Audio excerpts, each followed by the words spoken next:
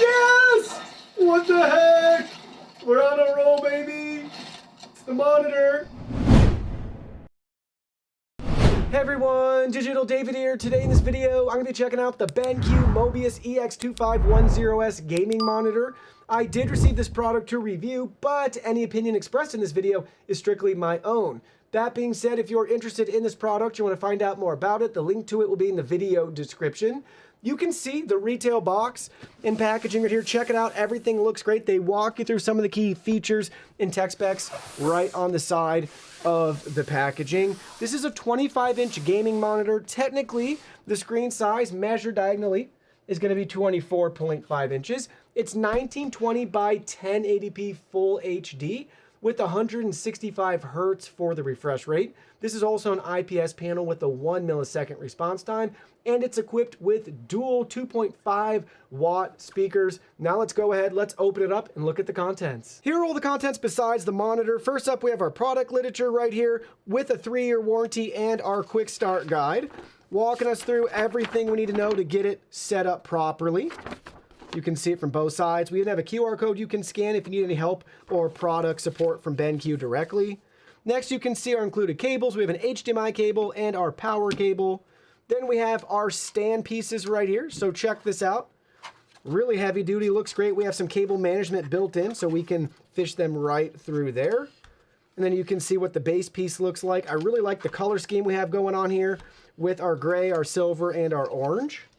And then lastly, we have a back cover for the monitor itself to help hide our cable connections. Now let's go ahead, let's look at the monitor. Here's a look at the monitor. Check it out from the back side. You can see we got the MOBIUZ logo and branding. We have these really nice lines coming in. I really like how everything looks right to our stand point. And you can see we also have 4 screws here. If you wanted to use a VESA mount, a 100 by 100, you could do that as well if you had your own stand you wanted to use. Next, you can see our buttons and controls right here, our power buttons at the bottom, Kensington security lock, and then you can see how that plastic faceplate is going to attach and snap right into the monitor if you want to hide your cable connections. Let's look at all the options we have here. So we have a headphone jack, 2 HDMI 2.0 ports, and 1 DisplayPort 1.4, and you can see where our power cable connects to. You can also see how thick this monitor is looking at it from the bottom right here, and we got our 2 speakers. We'll look at it from the side, from the top. Looks like we got some ventilation there. And then we can look at it from the front. So we got the BenQ logo and branding, our light sensor, and our HDRI button and option right there. And you can see very slim bezels all throughout, basically bezel-less. And we have our 24.5 inches for our IPS panel measured diagonally. Now let's go ahead, let's get the stand installed. So the first step to install the stand is we're gonna connect the 2 pieces together, just like you see here. They're only gonna fit one way.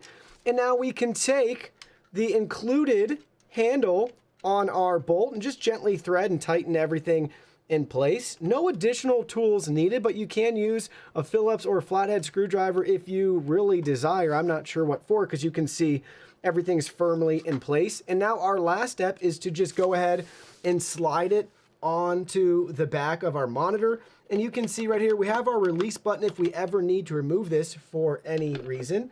So just line it up into the top first, and then it'll just snap right in place. And there you go, you can see we have it connected. And now our monitor is all set up. So this monitor is equipped with a great stand right out of the box. So you can see we have our lowest height setting right here, and we have the ability to rotate it some to the left and to the right. And we can also adjust the height. So check it out, there's our max height setting.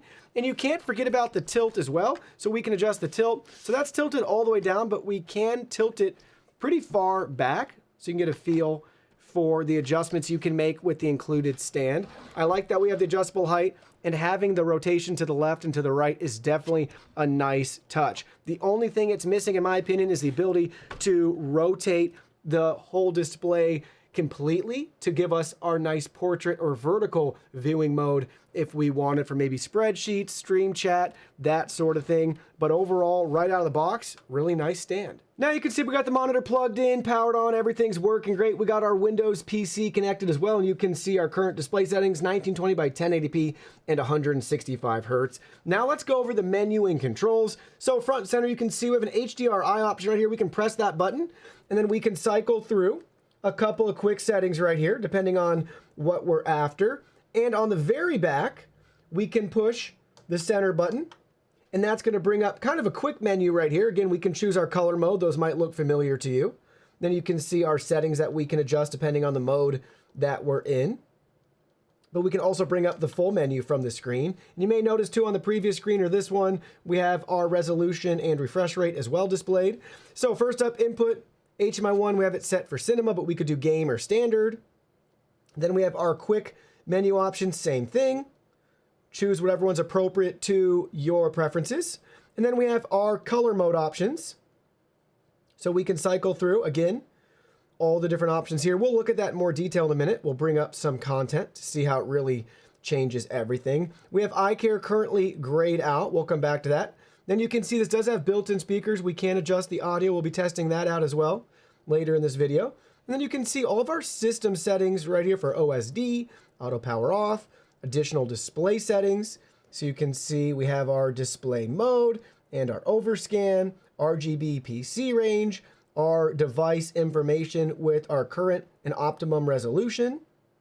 And then we can reset everything. Now let's look at our eye care settings. So to get access to our eye care settings, it's going to come down to the color mode that you have selected. So right now we have FPS mode selected, and you can see we can adjust our low blue light and change our color weakness settings there.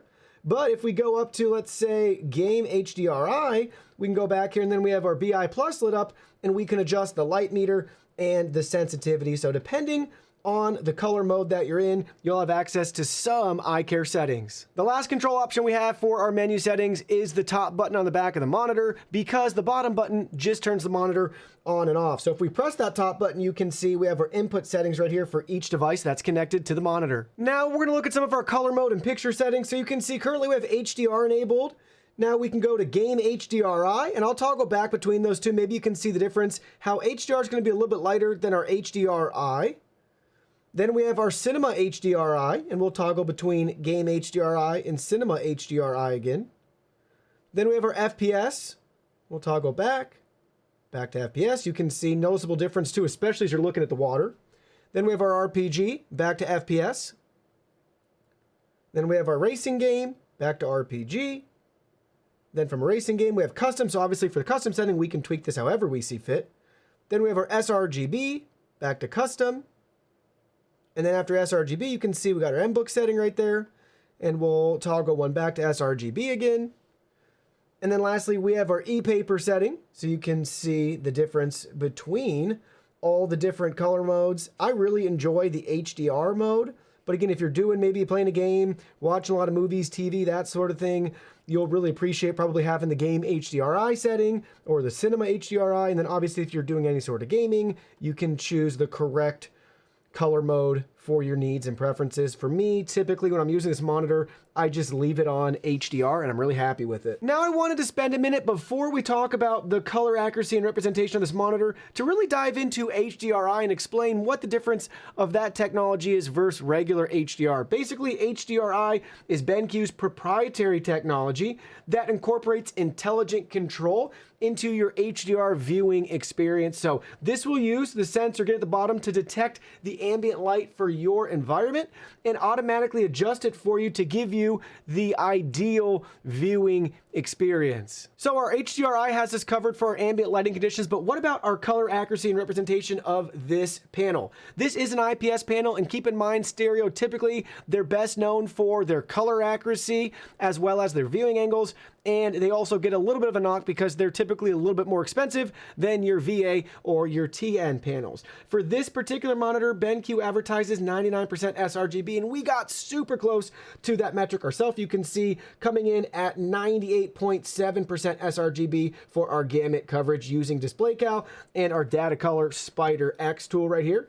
Next, for Adobe RGB, 73.1%, and lastly for our DCI P3, we're showing 82.2% for our gamut coverage. So if you like IPS panels, those are within the specs that you need for maybe your job, or if you're a content creator, video editor, photo editor, and you're looking for a color accurate monitor, typically you're going to be choosing an IPS panel, and then it comes down to what sort of coverage do you need. Really quickly, I want to mention too, this monitor is rated at 280 nits, but it peaks at 400 nits with HDR. We were getting around 370 or so when we were doing our display cal test. Now it's time to browse the web with this monitor. So first up, you can see with the YouTube trending page pulled up, everything looks really clear, really crisp. We have multiple images, videos. You can see our different titles, text, font, everything on the web page right here. It's going to look way better in person than the camera will ever be able to replicate.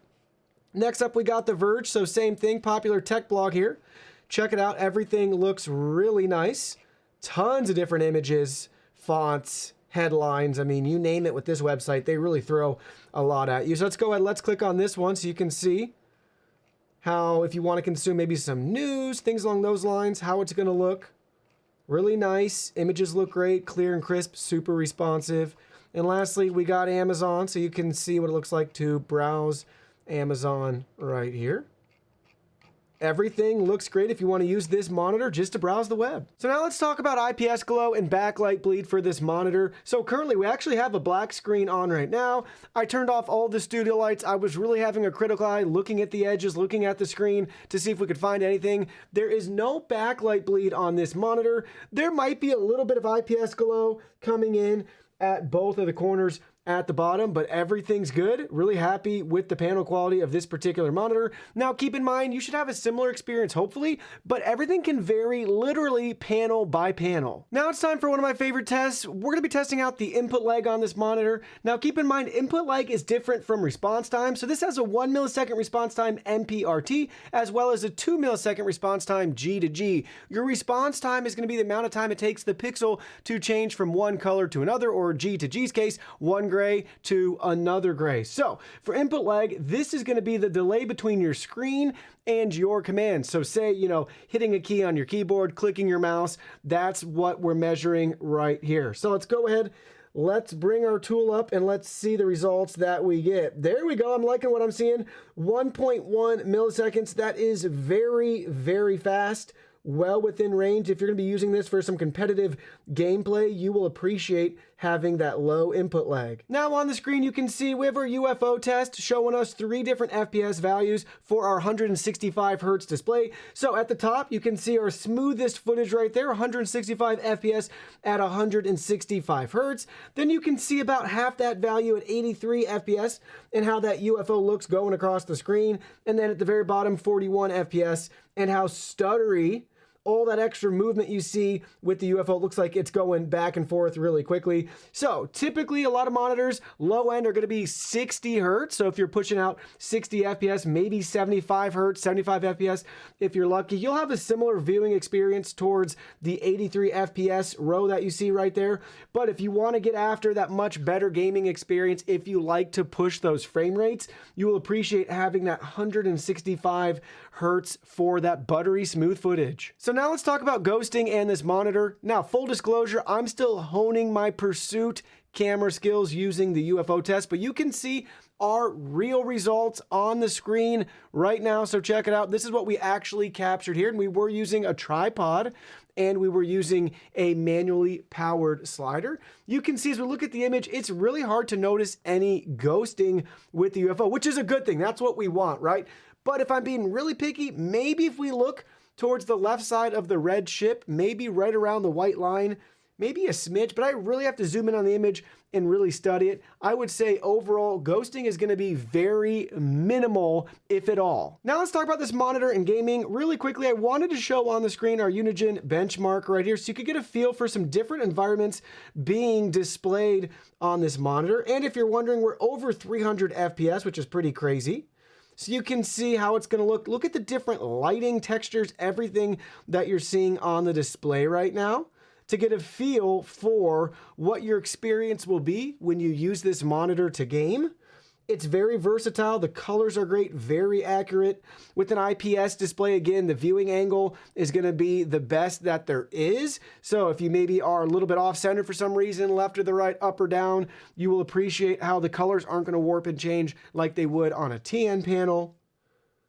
And again, it's able to handle low light environments, right? You can see the blacks right here, get a feel for that.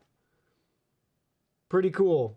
Now let's go ahead, let's actually do some gaming on the monitor. If you're gaming on a next-gen console, keep in mind you're going to be at the mercy of the game or the console itself. So in this case with the PS5, this does support 4K up to 120 Hertz.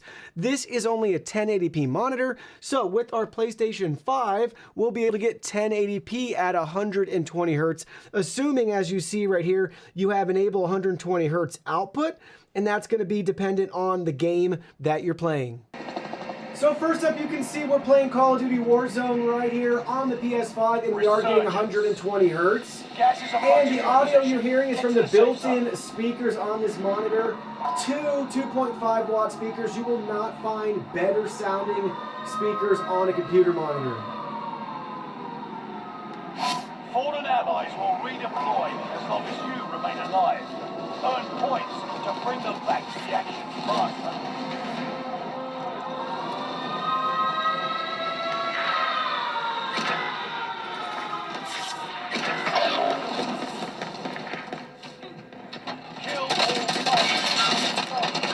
Did you get him? Let's go!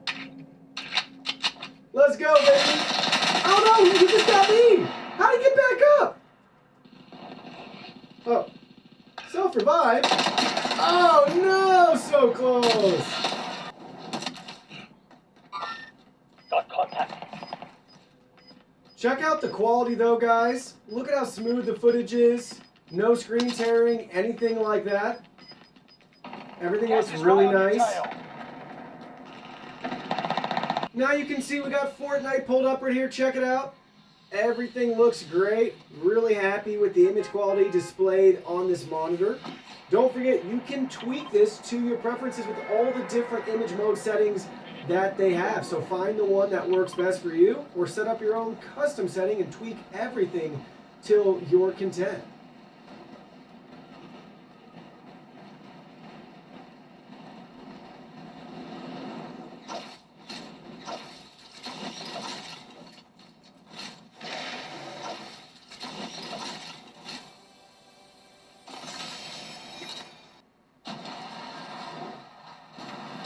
No way, we're in a tank. Let's go. I got him! Dude! Tanks are us, baby!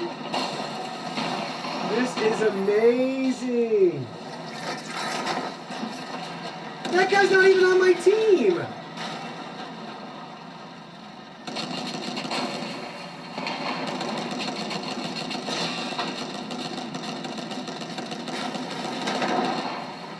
Alright, let's set this guy up.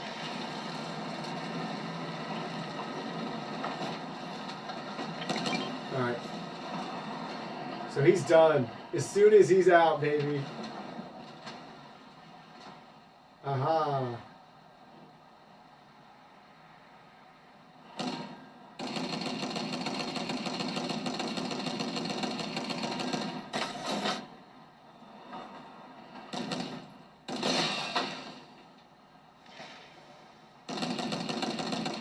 Yes.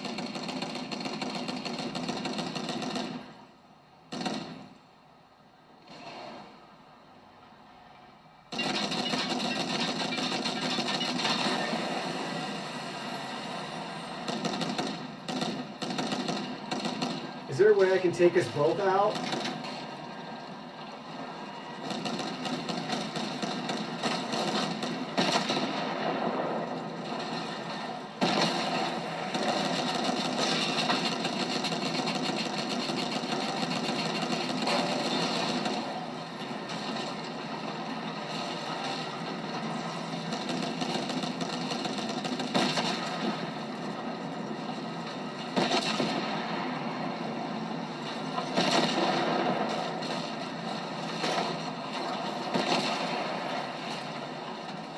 Come on!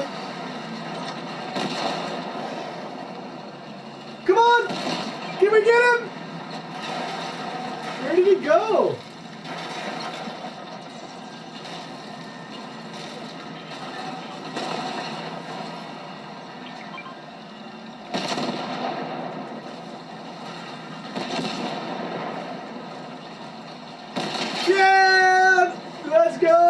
Tank time!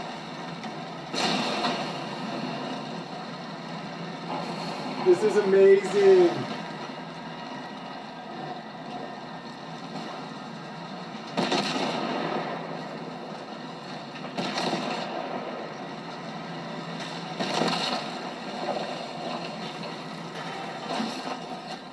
No, why is he in here again?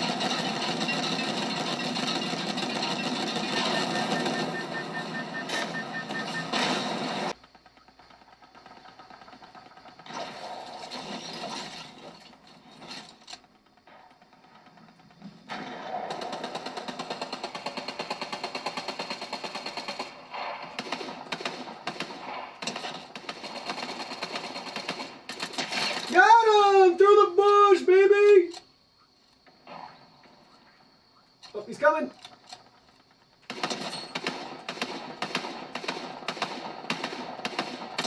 Come on, got him! Let's go!